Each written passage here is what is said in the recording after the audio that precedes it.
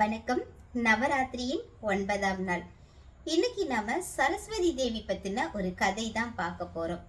சோழ நாட்டில் ஒரு முறை சோழ மன்னன், கம்பர், கம்பருடைய மகன், அமைச்சர்கள் என அனைவரும் அமர்ந்திருக்கிறார்கள். அந்த அவைக்கு மன்னனுடைய மகளும் வருகிறாள். அவளை பார்த்தவுடன் கம்பரின் மகன் அம்பிகாவதிக்கு காதல் ஏற்படுகிறது.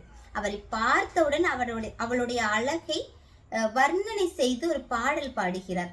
சபை நாகரிகம் இல்லாமல் என்னுடைய மகன் பாடுகிறானே என்று கம்பர் மனதிற்குள் சரஸ்வதி தேவியை பிரார்த்தனை செய்கிறார். அப்பொழுது தேவியின் அருளால் கம்பரின் மகன் பாடலை நிறுத்துகிறார். இப்பொழுது கம்பர் அந்த பாடலை பாடி முடிக்கிறார். இப்ப அரசர் கேட்கிறார், இந்த பாடலின் அர்த்தம் என்ன அப்படின்னு.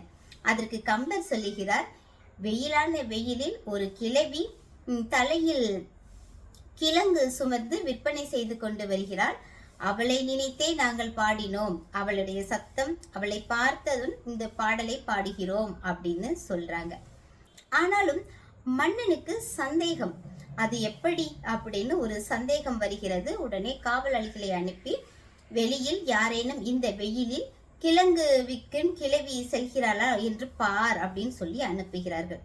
இப்பொழுது தன்னுடைய பக்தன் கம்பர் யாரு? சரஸ்வதி தேவியின் அருளாசி பெற்ற பக்தன் இல்லையா?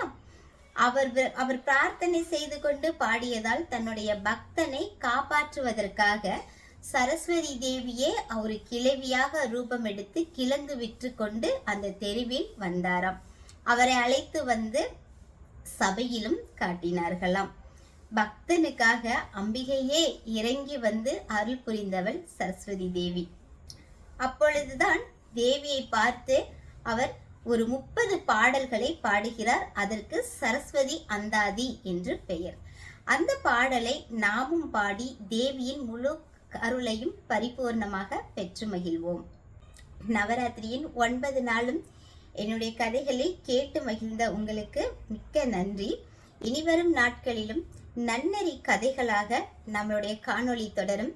அதற்கும் உங்களுடைய ஆதரவை எதிர்பார்க்கிறேன். நன்றி.